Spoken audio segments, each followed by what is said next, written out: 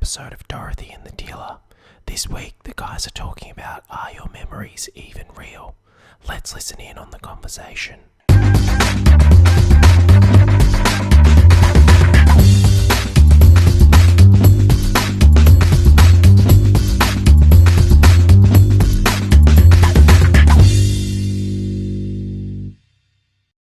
Welcome to episode 9 of the Unnamed Podcast. Episode 9. 9. Have you seen any Germans? I know what song you're going to sing today. 9. 9 Germans. Memories. So we're going to talk about memories. I wanted to talk about aliens. Hang on a second. I wanted to talk about aliens, but you won't let me talk about aliens. I think people got to get to I want know to talk us about I think they got to get to aliens know us just a little bit before you go delving into that rabbit hole. Don't make it sound like I'm controlling you. Like you have a choice in this matter too. Yeah, as long as it's your choice. As long as it's mine. Mitch. Yes. You didn't sing the song. Are you going to sing Memories? Memories. That's it. That's it. You don't know any more words, do you? I used to play that on the piano. Did you? Yeah. Did you play the piano? Enya used to teach me piano. I knew that was going to come as soon as I mentioned piano. Enya used to teach me piano. You tell me like a bit of one-upsmanship. You tell me once a week. You name drop her at least once a week that you got taught how to play piano by Enya. And you know what? I can't play piano for shit. I can play piano. Can you? Yeah. We got one over here. We might get you to play it a little bit later. I can play that one. I used to play the piano in church, the organ in church for many years. Wow. Yeah. Okay. And I have a piano at home. And I love it. It used to be an old piano. Oh, do you? You have a piano at home? Yeah, you know that.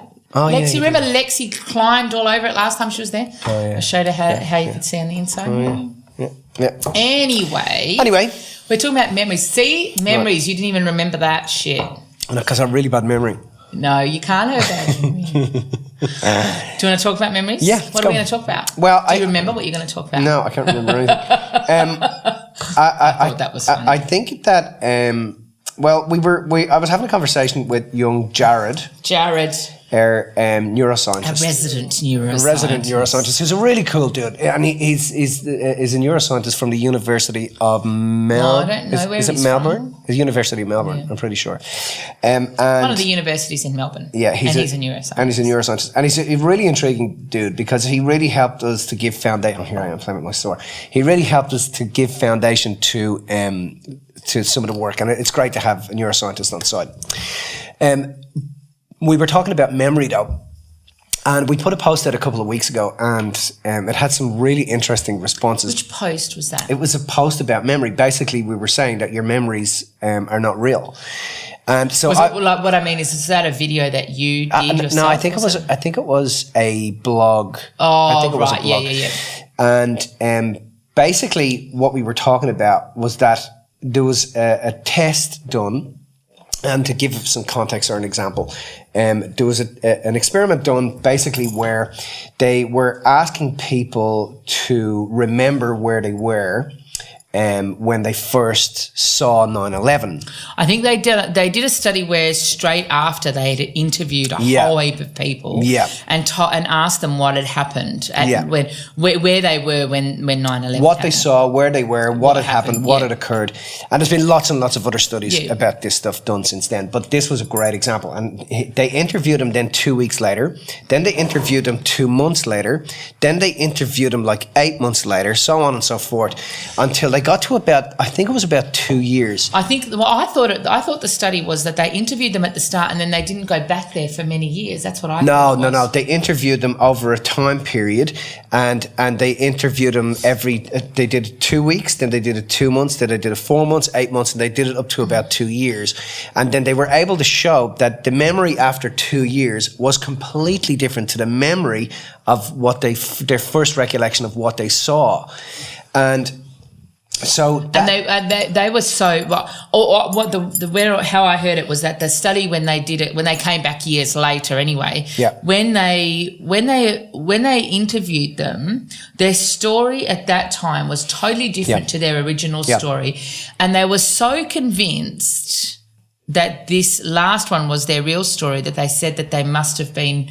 That they made a reason why their story had been different to begin with. To begin with, which doesn't make any sense whatsoever. Yeah. But what they found, so then that posed the question of, because the amount of ramifications that has for all sorts of things, like, for example, for court cases, for witnesses in court cases, for crimes that are committed. So just to make sure, so people wouldn't understand why that has ramifications. Yep. So explain that in the neuroscience thing. So well, every time, basically what happens is that neurologically, every time we pull a memory, right, we alter the memory based on the environment of where the memory is being pulled. Because it's got to be, you've got to pull it out, but then in order to store it again, it's kind of like got to be encoded. That's right. So when it gets encoded again, I can't remember the technical terms he used, but when the memory gets stored again, it gets encoded again. Right. And when it gets encoded again, it gets encoded with the flavour of whatever's happening for you at that time. That's right. Like, for example, who's interviewing you, where you are, and the response that you're getting from the person that's interviewing you. So you will heighten some things and lower some things. You will give some things more punch. You'll take the punch away from reactions to certain things. So every time you pull the memory, you alter the coding and put it back again. And then you pull it again, you alter the coding and put it back again. So our environment is influencing the memory continuously to the point where the memory is no longer actually a memory. It's just an altered, encoded reflection dependent on the environment that you're in. Yeah. So we and when you think about this, like if I think about that in terms of my life, I think about going out on a date, if depending on the person and if I want to make them laugh, I'll tell them a story depending on how they are to either make them laugh, but I can tell them the same story and recall the same memory to also make them cry. Does that make sense? Or feel sad. So depending on the environment, we're altering the memory all the time until it's not actually a correct. So what happens is that over time, so what the ramifications here then are that we have, let's say something happens to us, right? Yep. And let's say that something that happens to us is significant enough for us to recall that event. Mm-hmm. So some things that happen to us, like what we had for breakfast yesterday morning, it might not be significant for us to recall that event, so we don't recall it, right?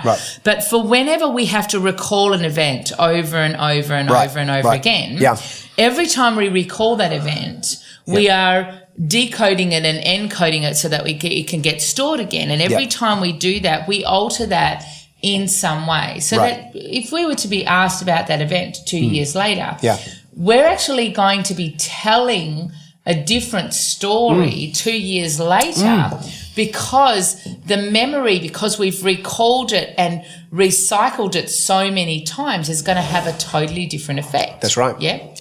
So what that means is, that means a lot of things. It has ramifications in many areas. It means that some of the stuff that perhaps happened to us when we were kids, right, positive or negative memories, right, that we've recalled over and over and over and over and over through time. That's right. That the truth is that they're not how we remembered them. Yeah. We've remembered them that way because neurologically we have had to, we've recalled that information, but every time we store it, it changes. So the stuff that we think is like truth is actually not truth. Right. And then like you said, that also has ramification for like court cases and things like that because, what's to say that people who are witnesses in a court case and who've seen something and then have recalled that in their mind over and over again are actually not telling something that's not true. Now, that doesn't mean that our intention, also that it's been tainted by the environment at the time. Of course. So if you control the environment at the time, then you control the taint, then you control the memory, then you also can control the outcome that you want. Yeah. Does that make sense? Then I said to him, so let's talk about memory. Where is memory stored? And his answer was great. He said, look, we've looked everywhere. We believe that perhaps it's stored in the mind, but we've looked everywhere. The problem is that we can't find the mind. So we've looked everywhere in the human body, and with what we have in terms of our equipment today, we are not able to find out where the memory is. And he said, in actual fact, where it's stored, where memories are stored, where the mind is and where memory is stored. He said, in actual fact, we seem to think that memory is actually, and mind is actually out here somewhere. It's actually out in the field. Does that make sense? Yeah. So therefore, the field, if we're receiving information through the senses, or we're pulling either way the field, whether receiving information or whether we're transmitting information, it's being altered by us. Does that make sense? So it's been pulled in from the field and been expressed out, or it's been expressed out and pulled into the and pulled back into the field. So we are the filtering system for whatever is going on.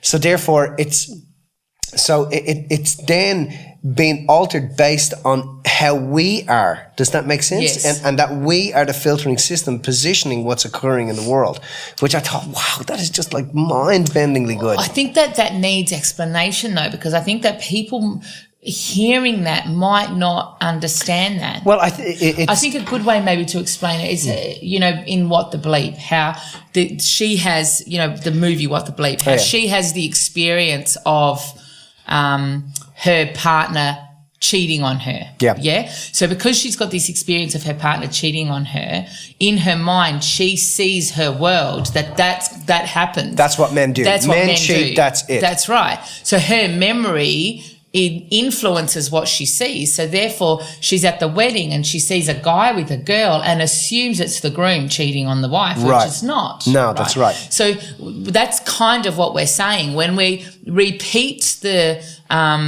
thought and the memory over and over again, then we colour it with our feelings and emotions at the time, and then therefore we see things the way that is the way our filtering system allows us to see them. The other thing is that it also shows us that our memories are actually not real.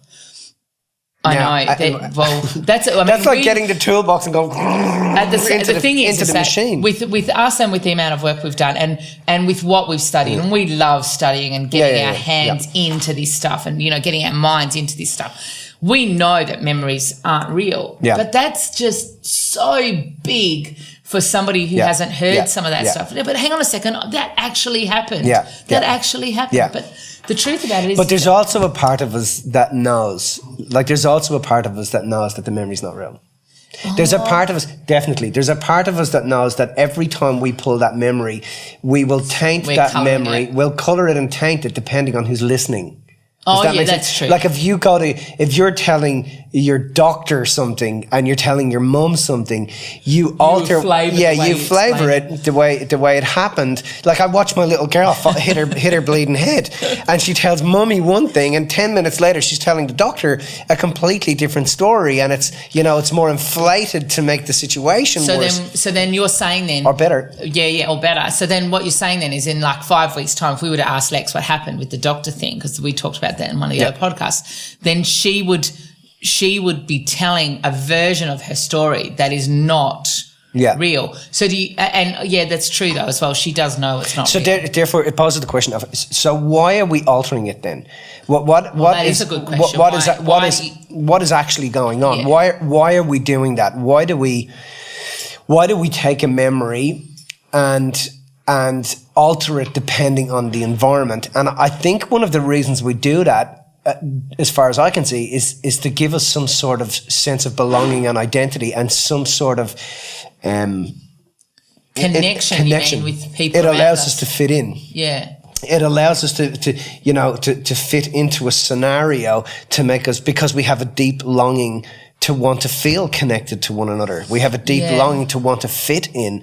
We have a deep longing to want to, to want to feel like we're a part of something. Yeah. And I agree with that. But how would, again, like you will get people online listening and going, yeah, but my memories, like, how would you talk to someone who you think is a little bit maybe in denial about the fact that their memories are just memories. They're not the real. Well, the question is this. The question is this. You have to go. You. That's such a fucking goalpost moving black hole that you can never get it right for that question or anybody else. For that person asking. You got to ask the bigger question, and the bigger question is. That's true. Let's have a look. What are you doing with what happened back there?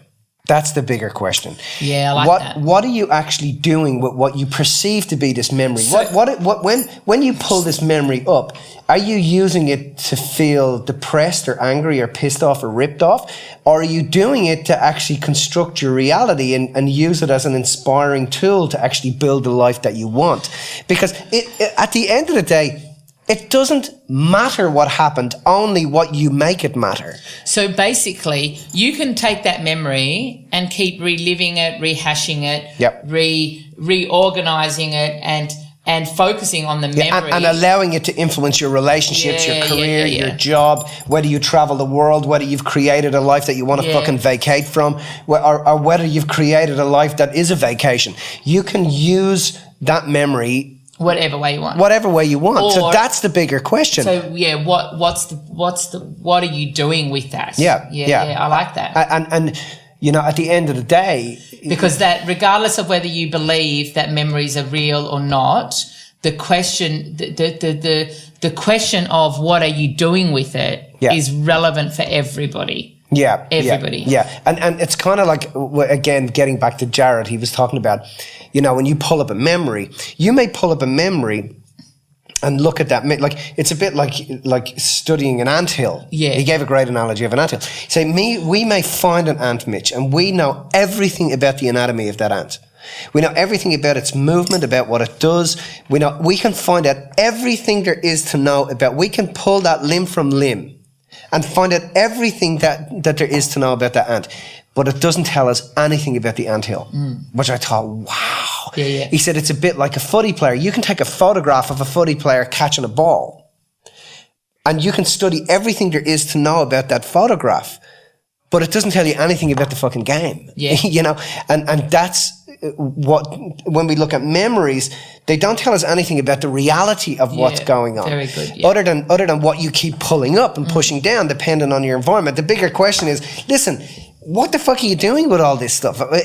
Tell me, is this stuff and what is going on here and these memories and whatever you've done with them, are they the greatest expression of your creative capacity as a fucking human being? Yeah. You know, are they of service to you? Are they of service to others? That's, I think, the bigger question. Yeah. You know, and what if your memories are fucking nonsense? What if they're not actually real? Yeah. And what if you're just using this based, you know, because it's pulling up certain emotions, because you're addicted to those emotions, and you're creating your reality to quench the addiction to the emotions that are created from the memory. Yeah. You know, well then, is the reality you're creating the greatest example? Therefore, if it's not the greatest example, what are you going to do about it? You got to do something about this memory. You know, this memory may not actually be real, because neuroscience tells us that now. So it's just more about for people listening, I suppose, it's about checking in with the possibility that it might not be real. And either way, what are you going to do about it? But also, if you don't want to check in, don't worry about it. It's cool too. Just take this whole fucking podcast and stick it in. It doesn't matter. Yeah. It doesn't matter if you're okay with it and you feel okay with that memory, and well then that's okay as well. You know. Too, but if you're not okay with it and it's occupying your mind and you want to do something about it, well, it's probably fucking wise to do something about it. Yeah. Does that make sense? If you see that the memory and what you're pulling up and putting back in is determining how you are as a parent, is altering your ability to relate to people, if it's stopping you from feeling love in a relationship, you know, memory from a past relationship affecting this relationship, Well, then it's common sense to do something about it, isn't it? What was your most intense memory, do you reckon? My most what? Intense, like memory. My most... What did you carry around with you, that memory that you carried around with you? I think my most intense... God, I've got loads of them. I mean, I've got loads and loads of different ones. Is there one that stood out from that you used to like recall a lot? Oh, it would have to be my school teacher telling me I was stupid and I'd never be able to read. And if I'm really straight about it, you know, I've pulled that memory so many times. It's the story. She was probably actually a fucking male. You know, she was probably actually the only African American in Ireland. You know, so it's so. Oh my God! You know, but the point now is that I use that story to actually inspire people. Illustrate that point. To illustrate and meet people where they're at. Yeah, Look, I get it. We all have that fucking story of some perceived asshole school teacher, or, you know, something that your mum did, or something that your dad did, or something that somebody did. We all have that stuff in our lives. But if you're letting that define you, I mean... Yeah. Well, it's not even, it's just that you're better than that. You know, you don't need to have that, running your life, running your story. Yeah. What's yours?